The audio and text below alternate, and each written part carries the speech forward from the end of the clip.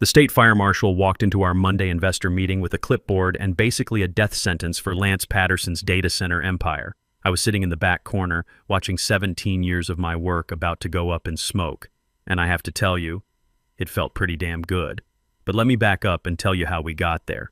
My name is Wesley Martinez. I'm 49 years old, got a lower back that clicks like a Geiger counter when it rains, and for the past 17 years, I've been the only reason half this county doesn't go dark when the weather gets nasty. You know that low electric hum that sounds like a hive of mechanical bees trapped in a refrigerator? That's the sound of $1 billion holding its breath. And it's been the soundtrack of my life. I'm standing in aisle 4 of the main server hall at what we'll call Lone Star Data, listening to cooling fans fight a Texas thunderstorm trying to tear the roof off this glorified warehouse. Outside, the sky's turning that bruised purple color that means a tornado might touch down just to ruin my Tuesday. Inside, it's 68 degrees and smells like ozone, floor wax, and cigarette smoke from the parking lot. Officially, my title was Operations Manager. Unofficially, I was the janitor of the internet, the backbone of the network, the guy who crawled into the belly of the beast when diesel generators started coughing up black smoke at 3 a.m. I'm not telling you this story because I want sympathy. I'm telling it because sometimes you have to burn the village down, and I wanted a front row seat to watch the flames. This concrete box wasn't always the backbone of the local economy. 17 years ago, it was filled with rat droppings and outdated servers that looked like Soviet submarine equipment.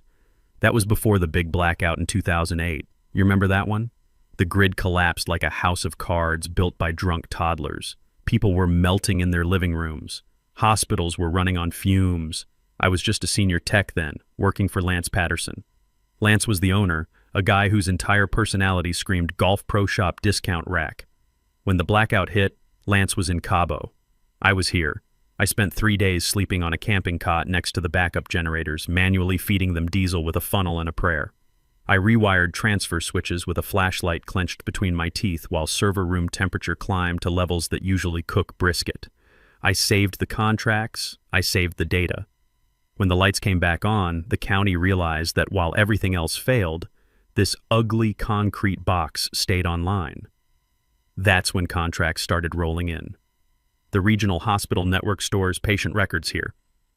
The 911 dispatch backup system runs on rack 12. The refinery down the road that processes enough volatile chemicals to turn this town into a crater, their safety monitoring systems run through my fiber optics. I built this place, not with money. Lance provided capital, barely, but with sweat, anxiety, and missed birthdays. I know every cable in the subfloor. I know which cooling unit rattles in B-Wing because Unit 4's bearing is shot and needs grease every second Tuesday. I know the security guards' kids' names. I'm not just an employee. I'm the load-bearing wall.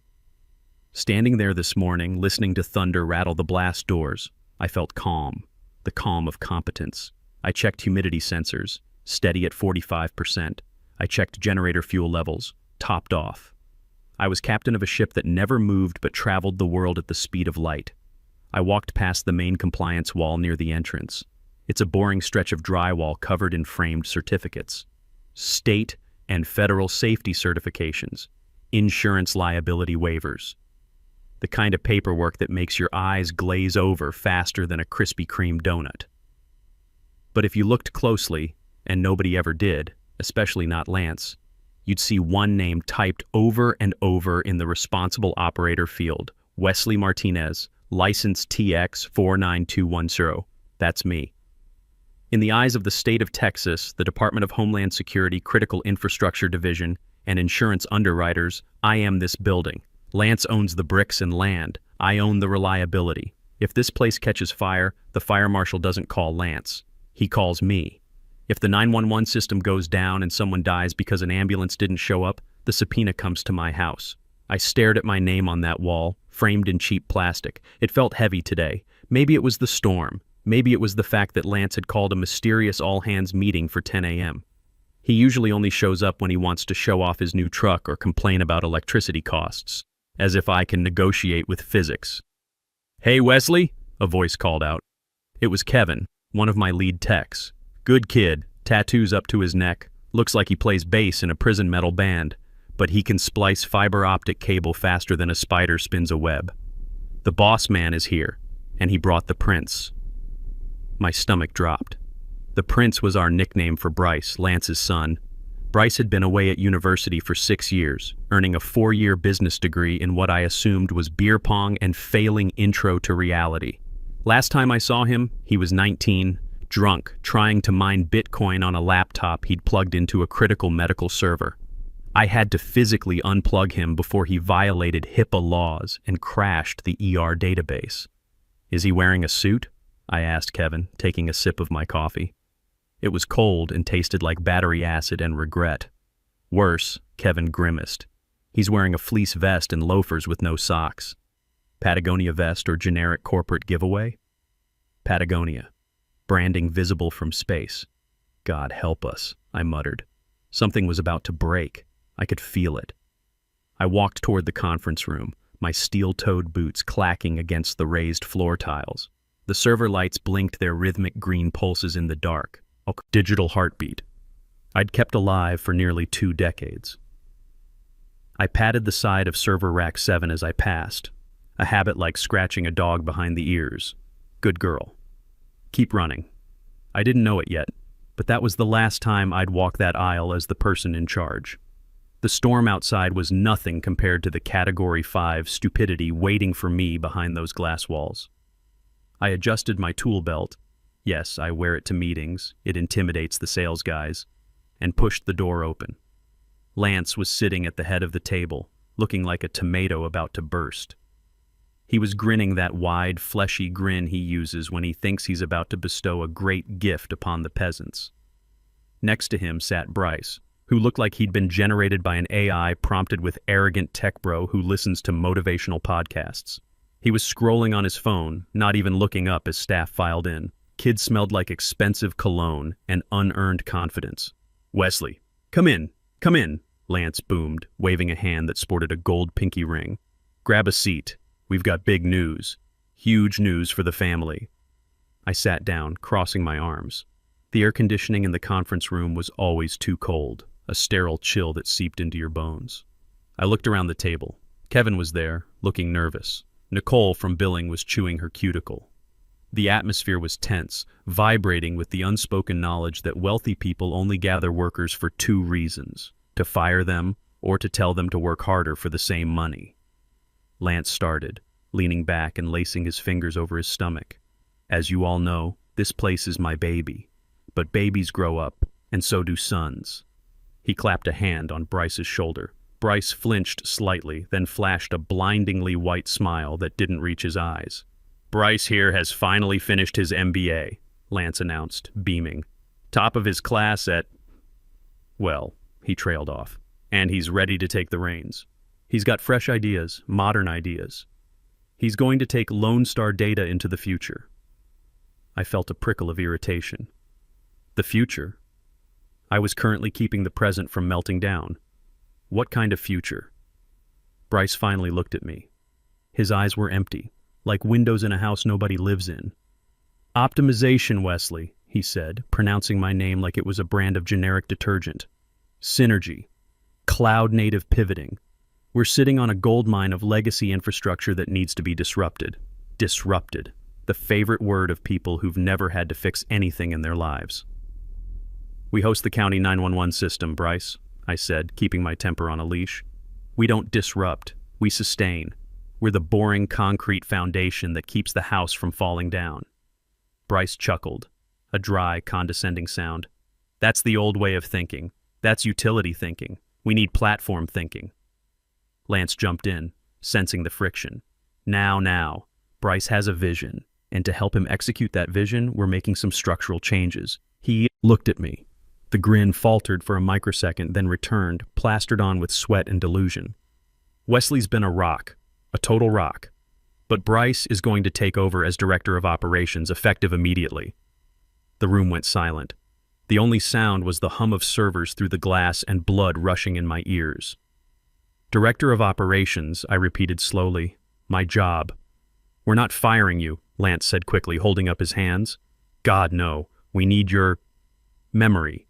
You're the historian. We're moving you to a new role, Senior Compliance Specialist. You'll handle the paperwork, the documentation, Help Bryce get up to speed, organize the files, make sure audits are tidy. Compliance specialist. He was putting me out to pasture, taking the keys to the engine room and handing me a coloring book. You want me to file papers? I said, rage starting to simmer in my gut. It's a vital role, Bryce piped up. Data governance is huge right now. Plus, I need you to document all your tribal knowledge. Get it out of your head and into the cloud so we can scale. Tribal knowledge. Corporate speak for everything you learned through suffering that I want to steal so I can fire you later. I looked at Lance. 17 years. I'd missed my daughter's high school graduation because a transformer blew. I'd spent Christmas Eve in the subfloor chasing a water leak. I'd saved his worthless hide more times than he had hairs on his head. Now I was being shoved into a corner so his son could play CEO.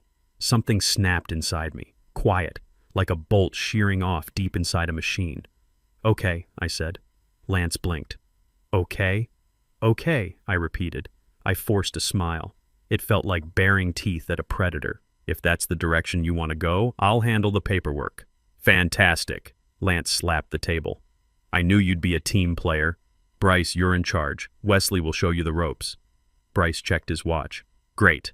I have a lunch meeting, but maybe you can email me a summary of what you do all day. Keep it brief. Bullet points. I looked at the storm raging outside the window. I looked at the compliance wall where my name, Wesley Martinez, responsible operator, was the only thing standing between these idiots and a federal lawsuit.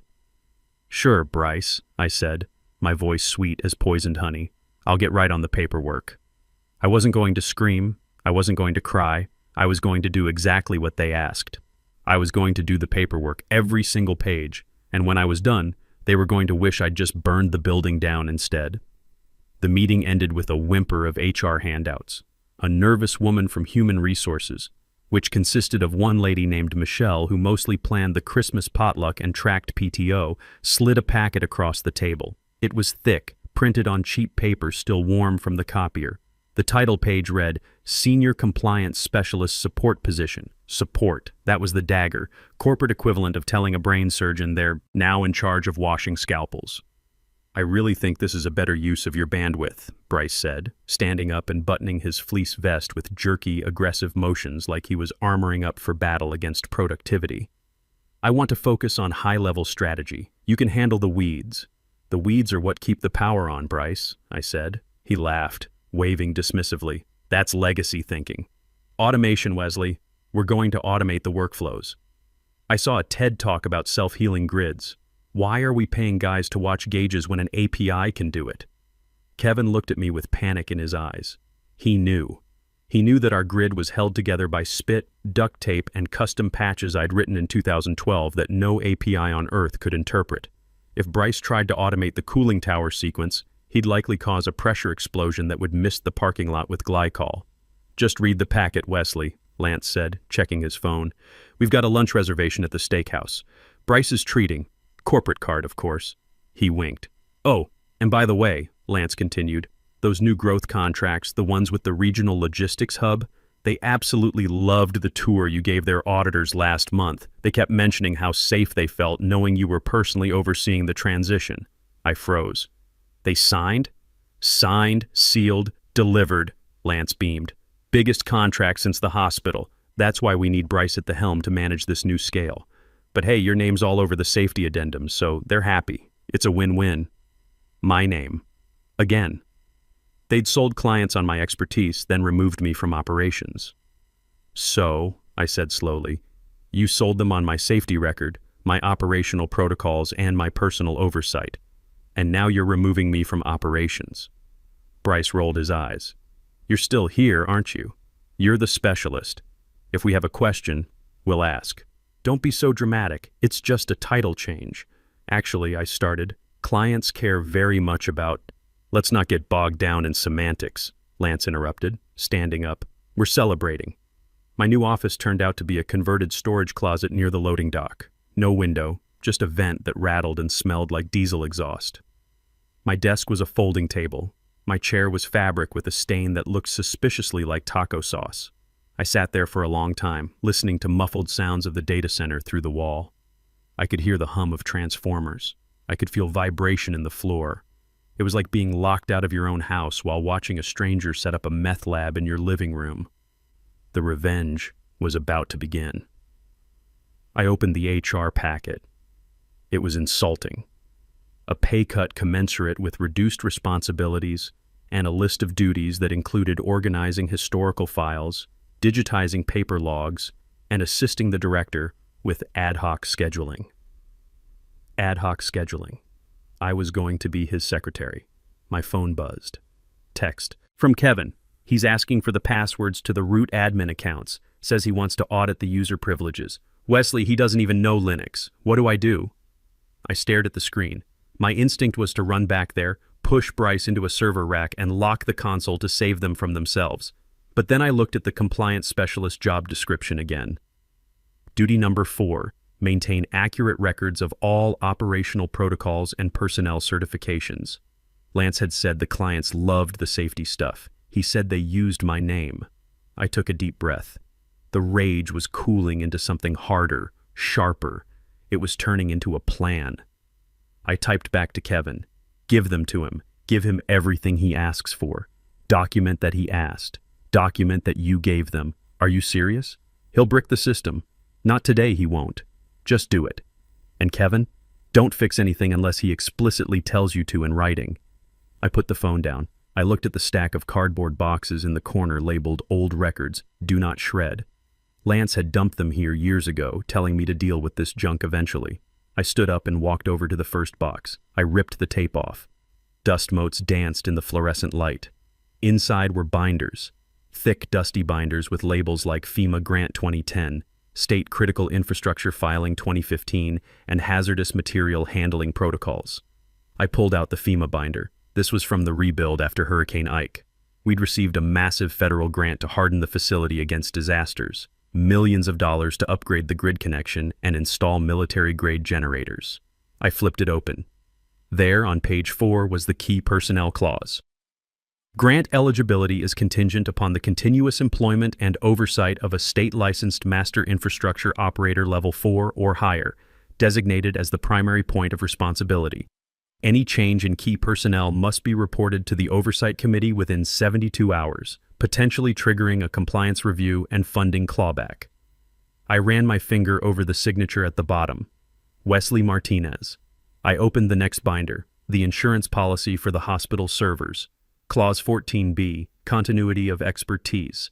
Insured facility guarantees that all critical life safety systems are under the direct supervision of a certified operator with a minimum of 10 years experience in medical data continuity.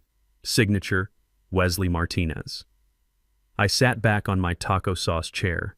The humiliation in my chest began to recede, replaced by the cold, calculating hum of a technician diagnosing a fatal system error. They hadn't just demoted me. They'd inadvertently violated the foundational legal structure of their entire business. Lance thought my name on the wall was just decoration, like a hang-in-there-kitty poster. He didn't realize it was the load-bearing beam. He wanted me to do paperwork. Oh, I was going to do the paperwork. I was going to read every single line of fine print in this damp, windowless closet. I was going to map the spiderweb of liability they'd trapped themselves in. I turned on the ancient computer they'd left on the desk. It groaned to life, fans sounding like a dying jet engine. I cracked my knuckles. Step 1. Inventory.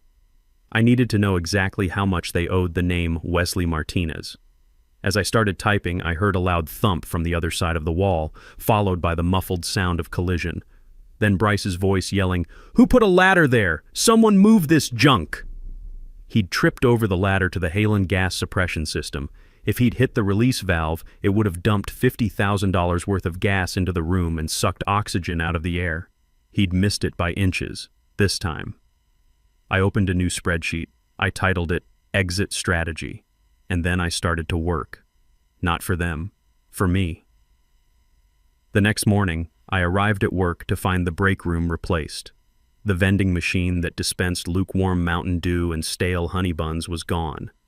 In its place was a gleaming chrome espresso machine that looked like it belonged on the International Space Station, and a basket of organic fruit already attracting fruit flies. "It's about wellness," Bryce announced. He was standing in the control room holding a tiny cup of espresso that looked ridiculous in his hands. He'd swapped the vest for a slim-fit dress shirt unbuttoned one button too far. We need to fuel our bodies if we want to fuel the data economy. Kevin was standing by the console, looking like he wanted to murder someone with a crimping tool.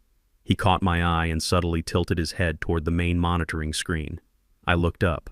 The temperature set points for the server halls had been changed. For 17 years, we'd run the halls at 68 degrees F. Conservative, sure. Google runs hotter, but our equipment is a mix of new blades and old iron that gets cranky if it sweats. The screen now read 78 degrees or F. I walked over, boots heavy on the floor. "Bryce," I said, keeping my voice neutral. "Why are the halls set to 78? He smiled, that condescending tilt of the lips. "Efficiencies, Wesley. I read a white paper from Facebook. They run their centers warmer to save on cooling costs. We're wasting thousands a month chilling this place like a meat locker. I'm optimizing the OpEx." I took a deep breath. Facebook designs their own custom servers to handle heat. We're running legacy Dell racks from 2016 and the 911 dispatch mainframe, which is essentially a toaster oven with a hard drive. If you run them at 78 in a Texas July, inlet temperature will spike to 90 in the hot aisles. "It's fine," he dismissed me, turning back to the espresso machine. "The sensors will alert us if it gets critical. We need to be lean." "Lean?" I repeated. "Okay. Just so I can update the compliance log. You're overriding the manufacturer's recommended operating range to save on electricity?" "I'm modernizing our sustainability profile," he corrected. "Write that down." "Got it," I said.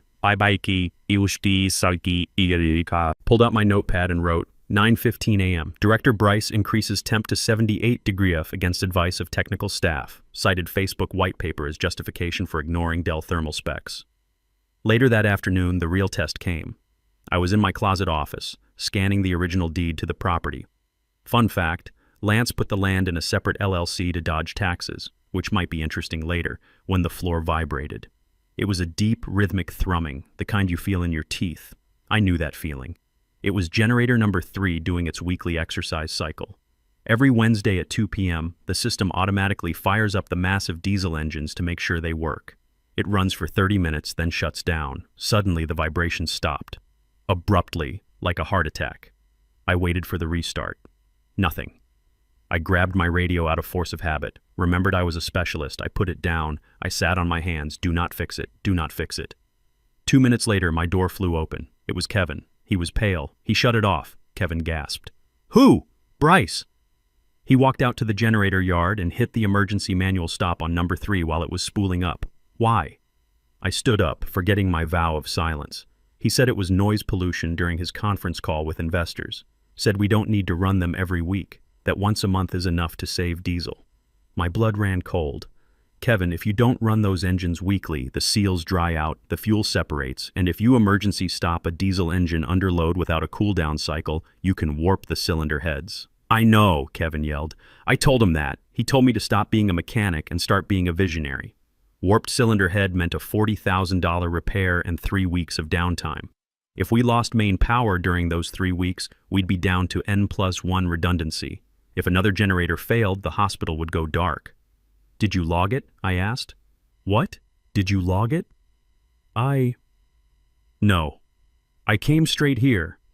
"Go back to the console," I ordered, my voice turning into steel. "Open an incident ticket.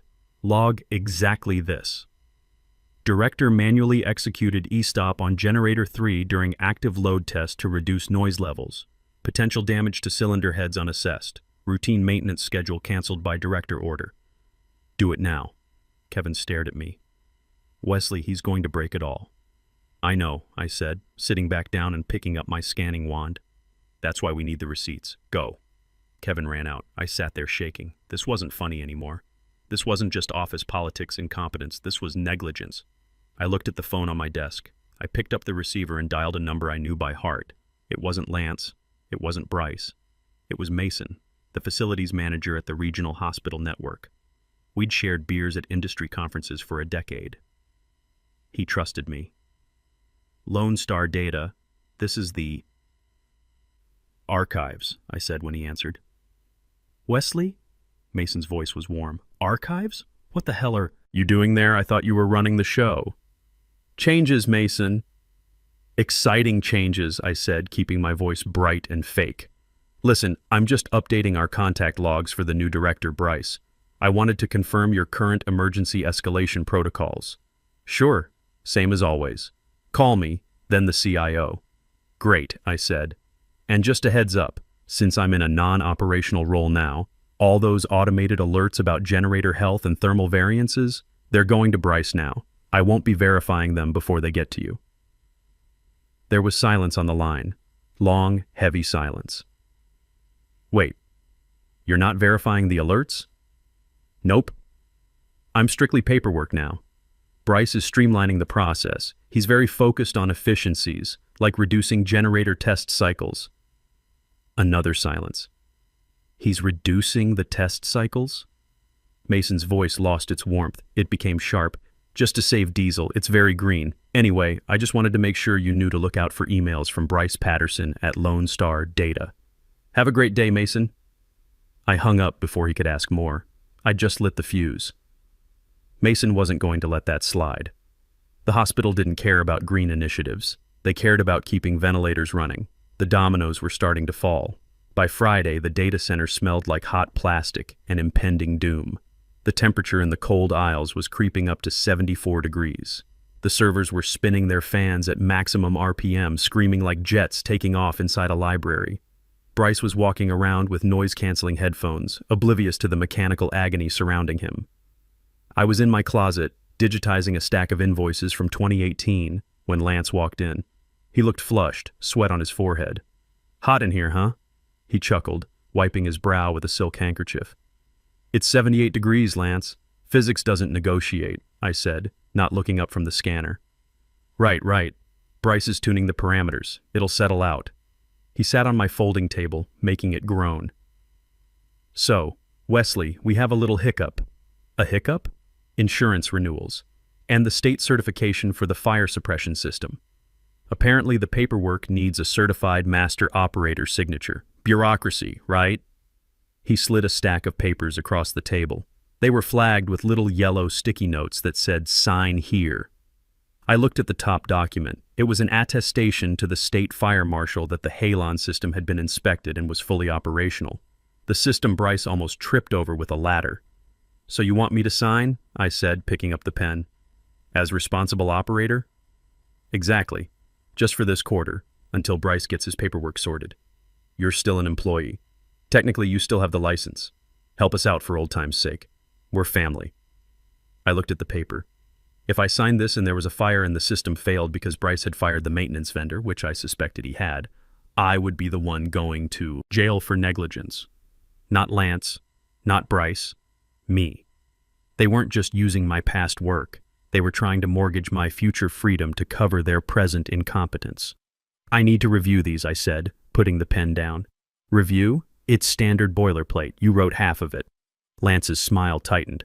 Come on, Wesley, don't be difficult. The investors are coming Monday. I need a clean dashboard. I'll have it on your desk by 4, I lied. Lance hesitated, then patted my shoulder. Good man. I knew we could count on you. We're all going to be rich, Wesley. Just ride the wave. He left. I stared at the papers. I felt a cold rage that was cleaner and sharper than anything I'd felt before. It was the clarity of a sniper adjusting for windage. I didn't sign it. Instead, I took a red Sharpie. On the signature line, I drew a small, precise picture of a middle finger. Then I shredded the document. But I wasn't done. I needed to make sure they couldn't forge it. I opened the digital file on the server, the PDF template they used. I opened it in a hex editor and corrupted the header data just enough so it would look fine as a thumbnail but would crash any printer that tried to print it. Then I sent an email to the state fire marshal's office, a friendly inquiry from my personal email. Subject, clarification on operator status, Lone Star Data. To whom it may concern, I am writing to formally update my employment status. As of Tuesday, I have been reassigned to a clerical role and no longer have operational oversight or authority at the Lone Star facility. Please advise on the necessary forms to remove my license from the site's active compliance roster immediately. I hit send. That email was a tactical nuke. The fire marshal doesn't play around. Once they knew the site had no licensed operator, the clock would start ticking. 72 hours to fix it, or they shut the building down. Monday was going to be a bloodbath, and I had a front row seat. Monday morning, day of the big investor presentation. The parking lot was full of rental cars, suits everywhere. Lance was running around like a headless chicken, adjusting his tie every 5 seconds. Bryce was wearing a full suit, looking sweaty and manic. "Wesley," Lance grabbed my arm as I walked in. "Did you sign the fire forms? They were on your desk." "I did," I said. "True." The blank envelope was on his desk. "Great. Great. Listen, stick around the conference room. If they ask any technical questions and Bryce gets stuck, just jump in. Smoothly, you know." "Smoothly," I agreed. Like a well-oiled machine. I walked into the conference room. It was packed. The investors, a group of venture capital guys from Austin who looked like they'd never touched a tool in their lives, were sitting on one side. Lance and Bryce were on the other. I sat in the back in the support chair. Bryce stood up. He loaded his PowerPoint. The first slide said, "Lone Star Data, Disrupting the Legacy."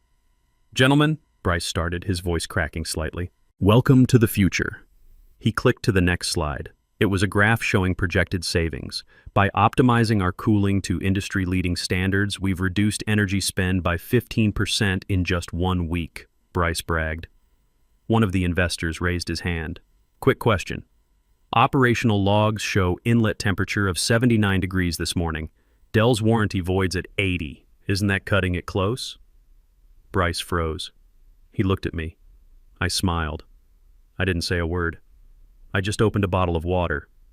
Very loudly. Crackle, crackle. Bryce stammered. That's a sensor error.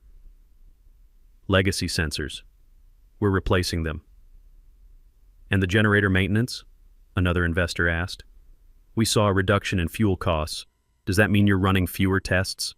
"We're running smarter tests," Bryce said, sweating now. The door opened. Everyone turned. It wasn't catering. It was a man in a blue windbreaker with a badge on his chest, State Fire Marshal. Behind him was Mason, and behind Mason was a process server holding a stack of legal papers. "Lance Patterson?" the marshal barked. Lance stood up, pale as a sheet. "Yes. We're in a meeting." "I'm shutting you down," the marshal said, stepping into the room. "We received notice that your responsible operator has withdrawn. You are operating a critical infrastructure facility without a licensed supervisor. You have 60 minutes to comply." The room went dead silent. The only sound was the hum of the projector fan. Lance looked at the marshal, then he looked at Bryce, then slowly, terrifyingly, he looked at me. "Wesley," he whispered. I stood up. I smoothed out my Carhartt pants. "Actually," I said, my voice carrying clearly across the room, "it's Mr. Martinez, and I believe my exit interview is overdue." The silence was heavy enough to bottle. The fire marshal, a guy named Hunter who looked like he ate concrete for breakfast, stood with his arms crossed. The investors were looking at their phones, probably texting their lawyers. Hunter, Buddy, Lance walked around the table, arms open.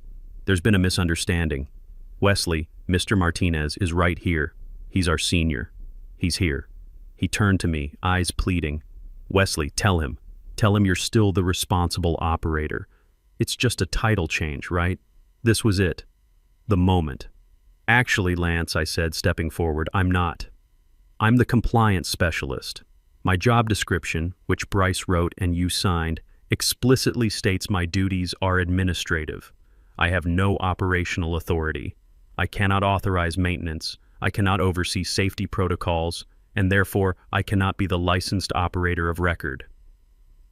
"But you're here," Lance hissed. "Say you're doing it. We can fix the paperwork later." "That would be fraud, Lance," I said sweetly. "And I don't look good in orange." Hunter stepped forward. "Mr. Patterson, if Mr. Martinez is not in charge of the life safety systems, who is? Do you have another level 4 operator on site?" Lance looked at Bryce. "Bryce, you took the course, right?" Bryce turned green. "I watched the videos, but I didn't take the exam yet. The website was down." "The website was down," Hunter repeated flatly. "You're running a Tier 3 data center hosting 911 dispatch, and your qualification is the website was down." Mason cleared his throat. This constitutes a material breach of the hospital service agreement. We're pulling the data, moving to the new facility down the road, effective immediately. You can't do that, Bryce squeaked. You had a contract, Mason corrected. Now you have a liability. The investors were standing up now, collecting their briefcases. One of them looked at Lance. Mr. Patterson, expect a call from our legal department. They walked out. Hunter looked at his watch.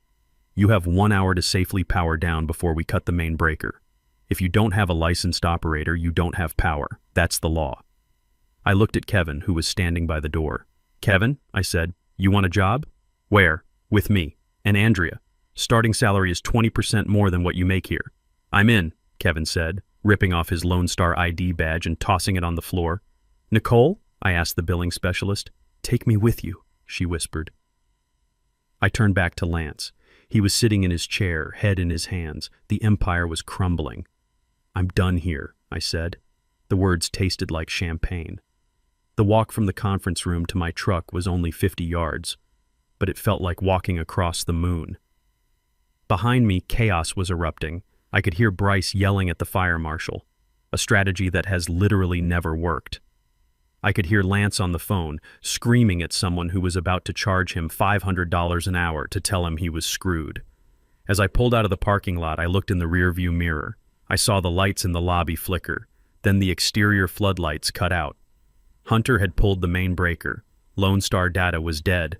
It's been 3 months since the Great Texas Data Massacre. Lone Star Data is currently a Spirit Halloween store. Lance declared bankruptcy and moved to Florida. Bryce is trying to become a lifestyle influencer on TikTok, getting about 12 views per video. As for me, I'm sitting in the control room of Tech Core 1, the new facility. The floors are white anti-static tiles. The servers are brand new blades that hum in perfect harmony. The temperature is a crisp 68 degrees. Kevin is the floor manager. Nicole runs billing. We absorbed 95% of Lone Star's clients. The transition was seamless because, well, I had the passwords. So here I am, 49 years old, former tech turned director of operations. I spend my evenings listening to ASMR videos of server fans spinning up. It soothes me. It sounds like money. It sounds like competence. The other day, a new intern asked me what my secret to success was. I looked at him, took a drag of my cigarette and said, "Kid, never let them turn you into paperwork. And always, always know where the manual kill switch is." He nodded, terrified. I went back to my screens, all green, all stable. I own the lights now, and nobody, not a single soul, is ever going to turn them off without asking me first.